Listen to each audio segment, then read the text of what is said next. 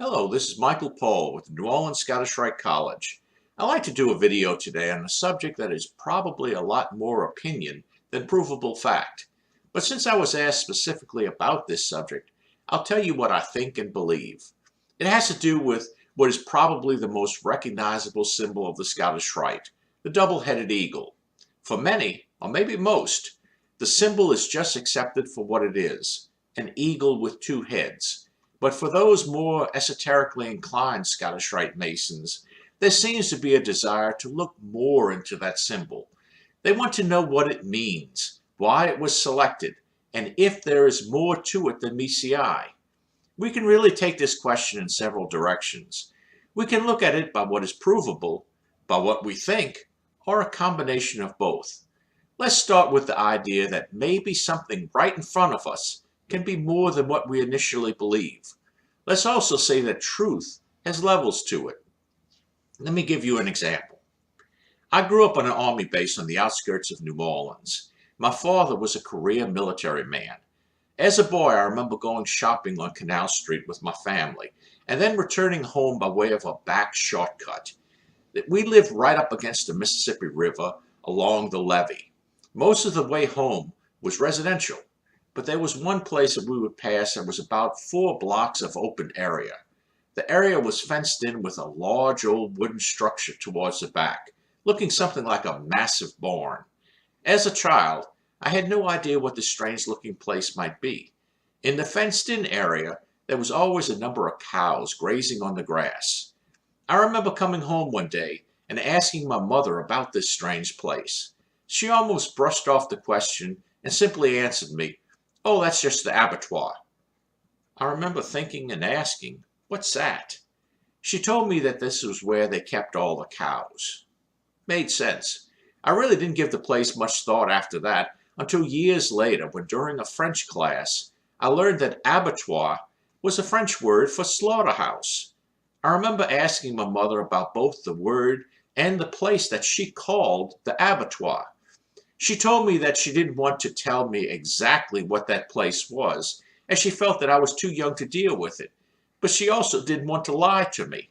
Her solution was to do to me as her mother had done to her, and that was to use French as the adult language when they didn't want the children to know exactly what they were talking about. What I knew and understood was based on my own limitations. As I grew in knowledge, my understanding of what that place actually was grew as well. Freemasonry is very clear with the fact that it employs symbolism in its manner of education. It's my opinion that if any symbol is limited to only one meaning or interpretation, then it is not really that great of a symbol. Our goal is to make the individual better through education, and of course better is subjective, and how we become better depends on us. We're not all the same. There is no one size fits all. We all come with our own levels of desires, interest, and awareness. For a symbol to be of most value, it would need to be useful to those with different needs or goals. How one person sees or understands a symbol may well be completely different than how another sees it. And this does not mean that either is correct or incorrect. We all take from symbols what we want and need. I know there are Masonic books out there that take something of a hard line on Masonic symbols. Some of them feel that symbols of Freemasonry are limited to only what we are told they mean. I strongly disagree with this way of thinking. I believe that a symbol can have very private meanings that speak only to a few and still be a very significant symbol. The value of a symbol is not determined by the number of individuals who understand it. It is also possible for a symbol to be understood as one thing for many years and then be taken over by others to mean something completely different. Look at the swastika. This was a beautiful and meaningful symbol used by a number of cultures long before the Nazis existed. Did the Nazis destroy this beautiful and meaningful symbol? Well, they certainly damaged it and perverted the original meaning. Maybe with enough time, the original beauty of the symbol can be recognized again. How much time will be needed before that can take place? I can't say. And this brings us to the double-headed eagle. What does it mean? What did it mean? And what can it mean? Let's try to take a look at these questions. First, we must understand the environment of our subject. The double-headed eagle is currently the most noted symbol of the 33-degree ancient and accepted Scottish Rite. This system of Freemasonry was created in 1801 in Charleston, South Carolina. But clearly what we know as the double-headed eagle was employed by many earlier groups, royal houses, and Masonic orders. So why was the double-headed eagle adopted as the symbol of the ancient and accepted Scottish Rite? Well, it was a prominent symbol for the older Order of the Royal Secret, so maybe it was a desire for it to be a carryover or a tie to that system. We also have to think about the Grand Constitutions of 1786. These were the documents claimed to be authorized or approved by Frederick the Great, giving legitimacy to this new system. Interestingly enough, the double-headed eagle was the royal symbol for Frederick. While serious Masonic historians today discount the Grand Constitutions of 1786 as a forgery, the double-headed eagle was certainly not a creation of the early Charleston Council nor anyone associated with them. Selecting this symbol for the early Charleston Supreme Council does make perfect sense.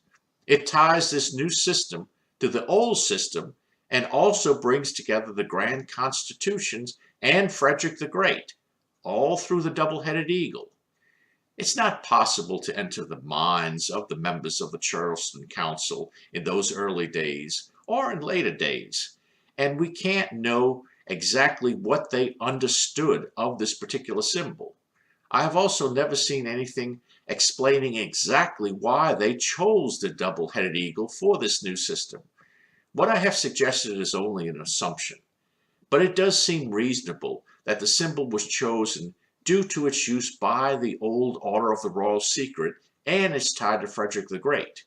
It is also possible that the early Charleston Council, they had no deeper meaning for this symbol. They just understood it as a double-headed eagle. But this again is only an assumption. But it does lead us to the next question in the chain of evidence.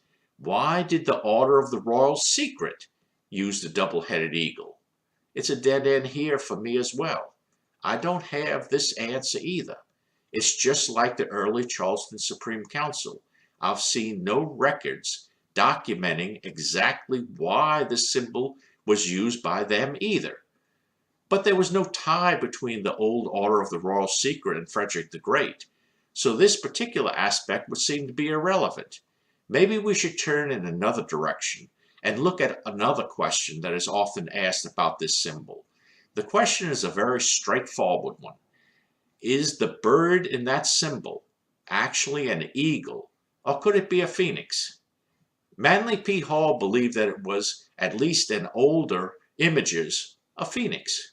To quote from his book, The Lost Keys of Freemasonry, "There were immortals to whom the term phoenix was applied, and their symbol was the mysterious two-headed bird, now called an eagle, a familiar and little understood Masonic emblem. To break this down in as simple a manner as possible, the phoenix is an ancient bird symbol. The symbol and legend for this symbol goes that the bird would live for hundreds of years and then towards the end of its life would settle down, become inactive, and then burst into flames in what seemed to be a fiery death. But instead of disintegrating into ashes, the phoenix would be born again out of the flames. This cycle of life, bursting into flames and then being reborn out of the flames, would continue possibly indefinitely. The claim by some is that the phoenix represents the pure philosophy that ties Freemasonry to the ancient mystery schools. This philosophy lives forever, and whatever human nature degrades it to such a level that it is no longer useful, it goes through this purging cycle, just like the phoenix, to be reborn anew. Some also claim that the two-headed phoenix represents the two public representations of the ancient mystery schools existing today, which would be the Freemasons and Rosicrucians. I believe that one of the great problems that we as humans have is assuming things. If we don't have a clear and quick answer to something, we sometimes assume an answer. A good example of this is the 1979 movie titled Being There with Peter Sellers. In this movie, Sellers portrays a simple-minded middle-aged man who works as a gardener for a wealthy elderly man. When the elderly man passes away, the simple-minded gardener, who was a ward of the elderly man, does not comprehend the situation, what he should do, or what is expected of him. He lived in this home since childhood and is bewildered at the changes in his routine. Because the gardener was always allowed to take and wear expensive clothing from the attic, the attorneys who came to the late man's estate, not knowing him, mistook him for a wealthy businessman friend of the late man. The gardener's simple manner of speech and demeanor are mistaken for great wisdom. They extend to him every privilege and treat him with great respect. They assume that something great was there, when in fact nothing was there at all. Sometimes we treat those who employ symbols in the same manner. Someone may open a store, for example, and use an ancient, very meaningful symbol in association with their business. It is possible that they fully understand the meaning of the symbol, and it is also possible that they understand nothing of it and only like the look of the image as a logo. We should not assume before we completely understand. I can't tell you what was in the minds of the early Charleston members, nor with the early members of the Order of the Royal Secret. I can't tell you what they knew or believed. I don't know if they saw the double-headed eagle as an eagle with two heads, a phoenix with two heads, or a phoenix disguised as an eagle. I also don't know if they knew why it had two heads. I can only tell you that this symbol is, among other things, an ancient alchemical symbol representing rebirth, life, growth, and much more, depending on the eyes and path of the viewer. I can tell you that students of the Scottish Rite can benefit by taking second, third, and fourth looks at this symbol. In my opinion, it doesn't matter at all if the ones who placed the symbol into the Scottish Rite possess full knowledge of its meaning or had no knowledge at all of it. All that matters is that it is here and it is worth serious study by those who seek more out of the Scottish Rite. Those who believe that there is nothing more to study or research are simply mistaken. In my opinion, the double-headed phoenix may well be the guy under the guise of an eagle. Maybe it's not. Either way is okay. Maybe the time is now to take a good look at this symbol and see how it relates to the state of affairs in Masonry today, and put this symbol to important use. Right now, being reborn, better than ever, sounds pretty good to me. Thank you for watching. I hope this video has been of some help. If you find these videos of any value, please subscribe to the channel and like the video. Thank you, and see you next time.